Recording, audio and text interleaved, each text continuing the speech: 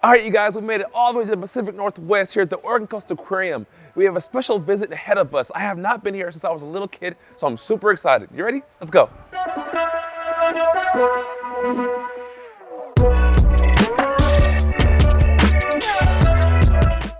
Hi, how's it going? How Good to are see you? you. So you're Patricia, Education Specialist here at the aquarium.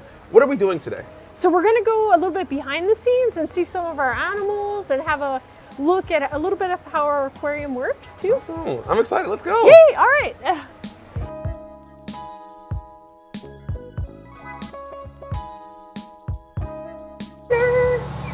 Come say hi. What an intelligent... All right. All right, so Whoa. this is Banner. He's named after Bruce Wait, Banner? Yeah. Like the Hulk? Yes. Okay. So he's a green moray eel, and he is an Atlantic species. That's why he's not out in the main part of the aquarium. He lives back here.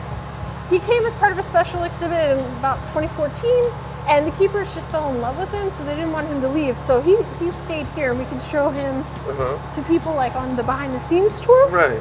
Now, if you look at his face, tell me one thing you notice about him. The nostrils. Yes, okay, so those are how he breathes, or smells, sorry. That's how he smells. So the water comes in there and then comes out by the holes near his eyes. So those are his nares. It's not connected to breathing at all. It's how he smells. Well, if you look at there's on the side of his head there, or that's his where he breathes. Yep. So the water's coming in through his mouth and then over his gills and then out through those holes on the side. And one of the things that's really cool about them is a lot of different types of moray eels will basically have a mutualism with groupers. Well, they'll hunt together because these guys will go after fish that try to run into the cracks and crevices, and the groupers will get the fish that try to get away into the open water. So one of them is going to benefit in that scenario. And these guys have been observed as part of mutualisms. Another thing that's cool about them is they have their oral jaws right here, but they have a second set of jaws in their throat that come up when they're eating, grab the food, and then pull it down. They hold on to the prey. Yeah. So this is a long-nosed hawkfish. He's not doing a good job of eating his food. So they'll feed him these little shrimp, and he'll eat just a couple of pieces, and then he won't eat anymore. So he should be getting bigger, but he's not. If he was out there in the tropical tank with all the other fish, most likely our grouper in there would eat him. So he's been pulled back here to make sure he's eating and growing, but he's not really eating and growing, so he's probably just gonna stay back here and continue being a tank mate to Banner. So I'm sure the question will come up, since they're tank mates, the moray, you're not worried about the moray trying to eat the little guy? No, but this guy is too little for him to eat. Because it would be like us eating a tiny little crumb. It's not even worth the energy. What's really cute about them is actually these guys like to perch, and in the wild they do it on like sea fans and corals. Here, he'll perch on different things in his enclosure, but even he'll perch on Banner's head sometimes. Wow. Or on his dorsal fin. So like best friends. Yeah. So this one's a nettle. Yeah, so this is a Pacific sea nettle, and it has like a little tear in its bell. So it's back here for treatment. One of the things that they do to help it get better is they're feeding it moon jellies. Oh, cool. Yeah, because in the wild, that's one of the things that they eat. And the keepers here have noticed, if you feed our Pacific sea nettles moon jellies, they actually heal faster. Wow, cool. Yeah. So in here are little brine shrimp, and you can't even tell what they are. They're so little, but I can see the movement. So right in my hand, I'm holding the little brine shrimp. They look like little red dots. They're moving in there. So this is what the jellyfish eat. That's so amazing. It's going to come up. This is a magnifying glass, or a magnifying glass, but what do you call it? A microscope. Microscope, jeez. Words, gone. Those little dots there, those are all the little brine shrimp. Now this is something you show on all the tours? Yeah, we show the brine shrimp, That's super cool. Do people find this very fascinating? Because I really do. Yeah. I feel like I hope people would find this fascinating, but I think this is really cool. This is the jellyfish life cycle, and this is like specifically a moon jelly, which is the ones that we have in our touch tank. So jellyfish have been around at least 500 million years, right? And of course, during that time, like the Earth has changed and there have been changes, and they've survived across all of those. So it might have to do with this life cycle that they have. So this is the adult phase. Usually this is what people think of when they think of a jellyfish, but they're really just thinking of one part of the life stage, which is the medusa phase. And that's where females are producing eggs and males are producing sperm. So you have sexual reproduction, and in that case, you're getting genetically unique young. So the male will release the sperm into the water, and she'll fertilize the eggs like while they're still on her body. And what they'll turn into, a fertilized egg turns into a planula. This is microscopic. Well. So it's got little hairs on it, and as the female's like pulsing in the water, they can just come off of her and then swim with their little cilia beating, and they have to find a hard surface to attach to, and then when they do, they turn into a polyp. And we have polyps right here, which doesn't look like much because these are microscopic. Like if we saw it under a microscope, we'd see the little tentacles and everything. So they do something called strobilation. Do you see how it looks like this has a bunch of layers to it? Yeah. So each of these is actually another individual forming, and each one of these that pops off can then eventually go through metamorphosis into the adult form. So these are all moon jellies in here. Okay. Now the reason we touch them is because their stings are not that bad. Oh, okay. So you will I feel it?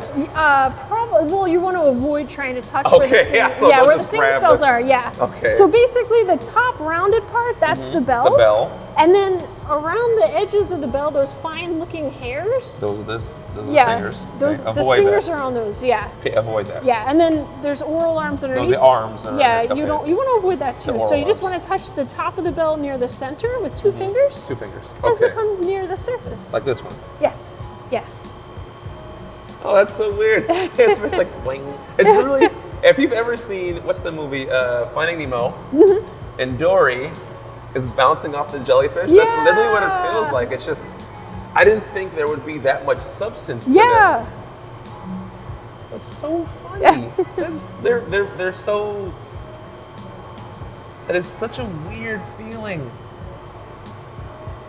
That is so weird. It's just, wait, did it upside down? No. No. Now that one, so they get fed the brine shrimp every day, but they also can sometimes get larger shrimp. You can see that they've eaten. Yeah, you can see it actually like digesting in their That is stomachs so right there. funny. That's so weird. Yeah.